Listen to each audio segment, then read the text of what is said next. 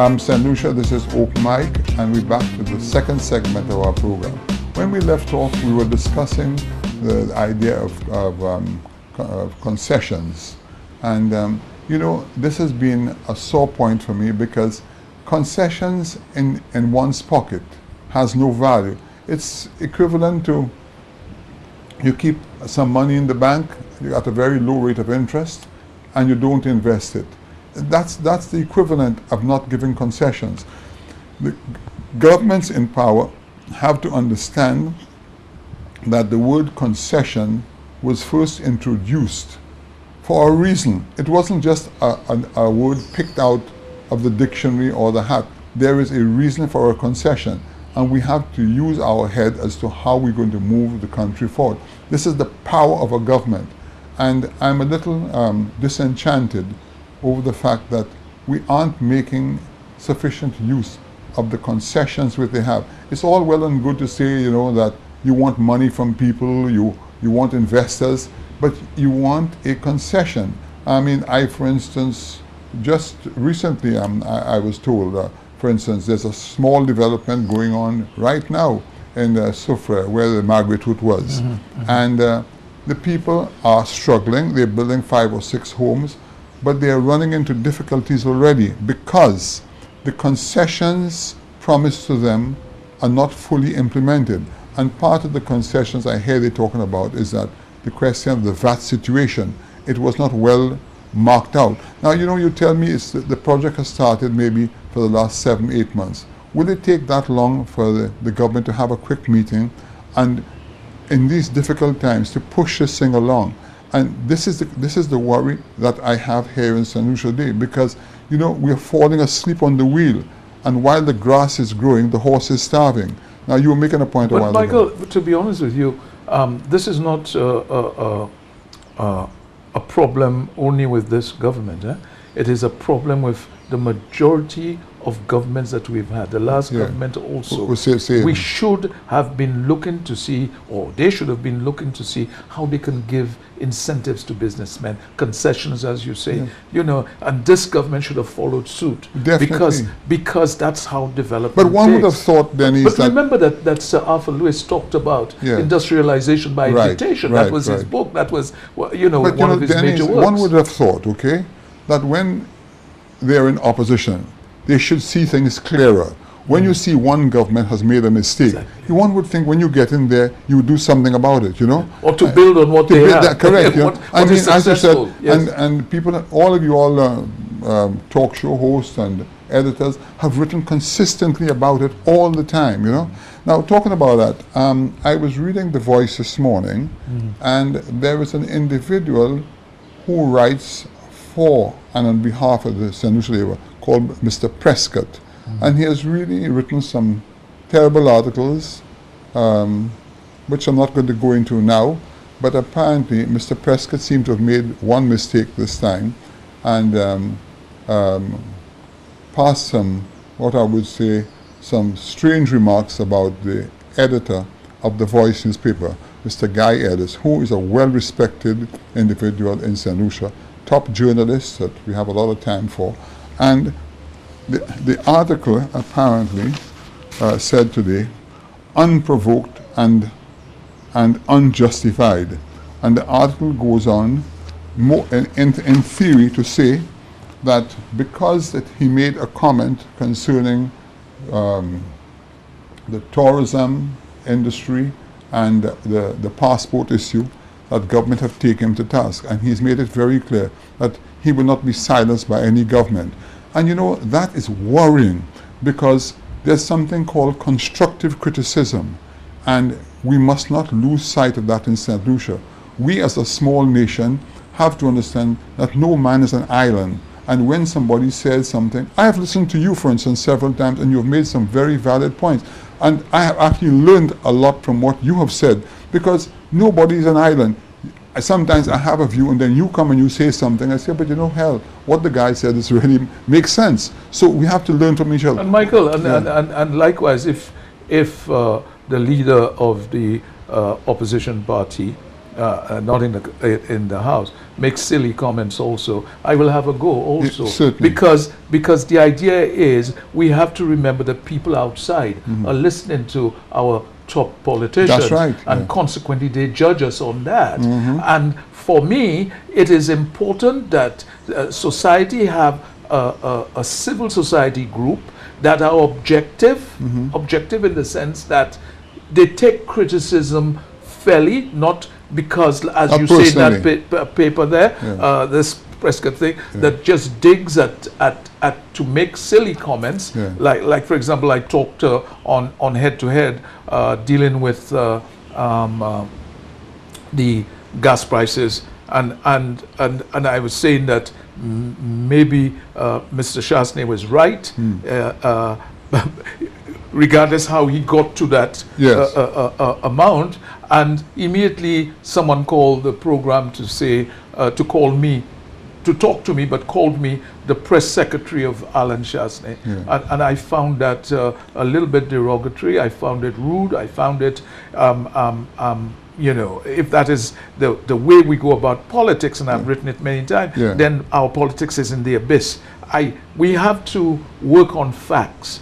We have to work and be objective and say the thing as it is, to help whoever is in power, whoever, you know, you're talking about in opposition, to raise the bar, raise the level. But they're not prepared to. We are not prepared to accept criticism. And I said this in my article this week. You know, we seem to fear criticism, and I don't know why. Well, we just have to look at what's happening in Russia today. Exactly. If you, for instance, you start to fear criticism, you end up with a dictatorship. And which is not acceptable, and you this know, is what because we living in a democratic society. But tell me what you think, though, about the idea that the next election is about the Labour Party and against the Shastas. Yeah, you know, I'll tell you, Dennis, you know, somebody said to me, once a philosopher, twice a pervert. And I thought when Dr. Anthony made the comment, the first comment about the next elections will be between the SLP and the Chastanet family, I was prepared to allow that, and I said it was unfortunate.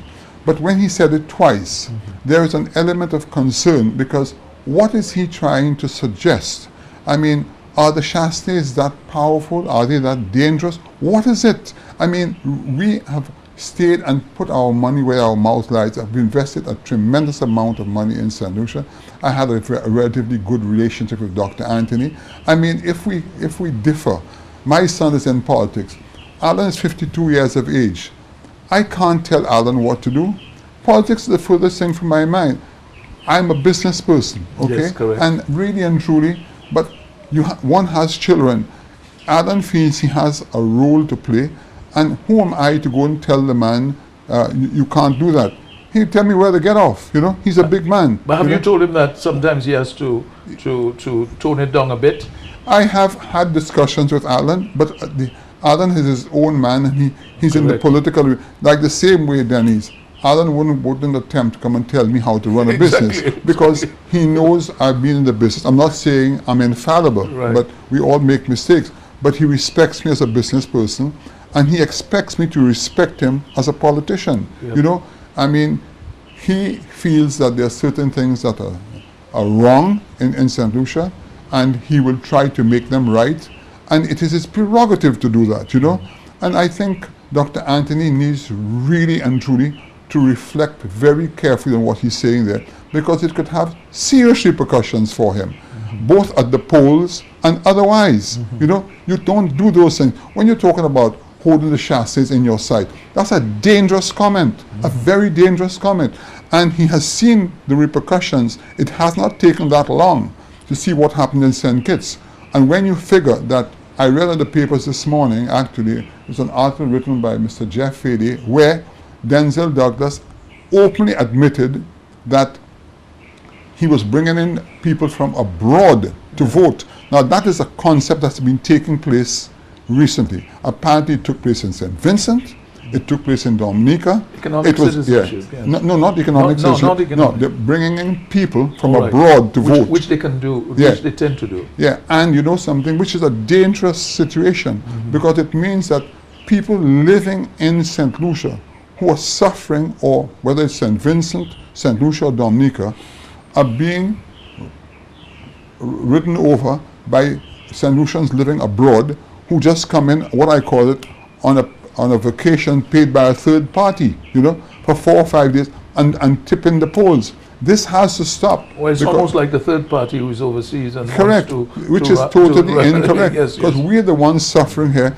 We're the ones making our island. We are paying our taxes, you know, and it's a very worrying situation. And it has backfired on Dr. Douglas. And he was a speaker of the SLP here, and he actually told St. Lucians, you know, that they need to vote Dr. Kenny Anthony in power.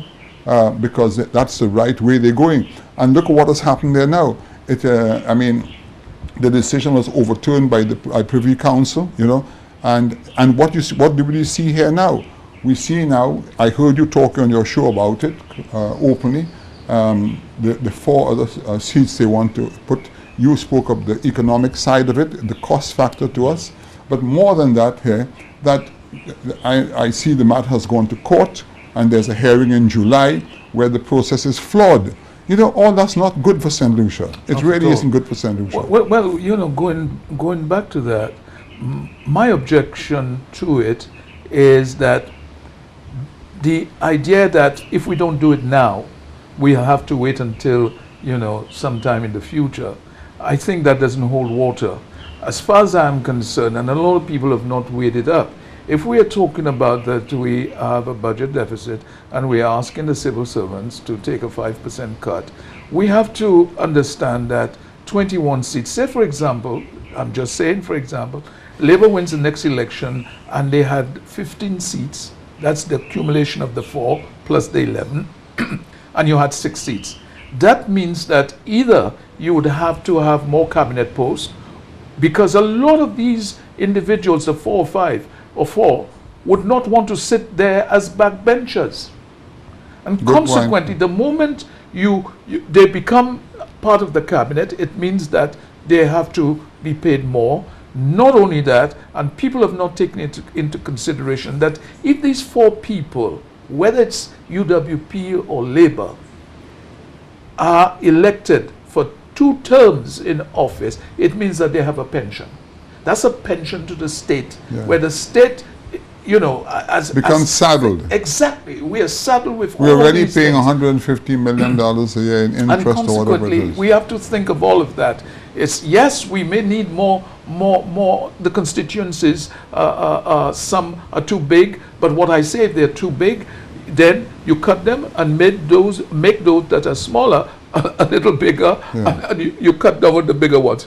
And still keep the 17 seats for the time being. I'm not saying to keep it forever, but what I'm saying at the present moment, it is not the time to be talking about these things. Because you're sending a wrong message to the civil servant. You tell them you don't have the money, you know, and things are indeed tight, you know. The Prime Minister himself said it. And this is why I've always said, and I've maintained since I came from Taiwan, that if we have a progressive VAT, like starting from 5% to 15% on luxury goods, then that is accepted. Margaret Thatcher did something similar. And because I went there was a nail in my tire, and I drove in at Northwest. They took out the chap says, drive forward a little bit. He says, oh, there's a nail, you have a slow leak. So they took the nail out, they showed me, then, you know, patched it. He then gave it a little bit of air. He said, oh, Mr. Springer, the usual $10. So when I went to pay, they told me $11.10. And I said $11.10. They just told me $10. He says $1.10 for VAT. Yeah. So you know what I mean? I'm saying for a nail in a tire that I have to pay. You know, these are the things that I'm saying that had not been looked at. The little minimum things that affect a little person. That is what is, for me, very important. That the VAT, because you had even think. You know something, you don't have to go far back. Only a month ago, you had Jeff Stewart, who had supported the Prime Minister in the last elections, and he was furious about that whole VAT situation because, remember, he is an accountant and he does people's books and he sees all those people crumbling. When I tried to tell the Prime Minister 3 years ago, I said, Mr. Prime Minister, the VAT is going to destroy us. You know, it's like water off a duck's back, but he's paying the price today. And I'm telling you something, the situation is going to get worse. St. Lucia, this is Open Mic. We've just come to the end of the second segment of our program. We'll be right back.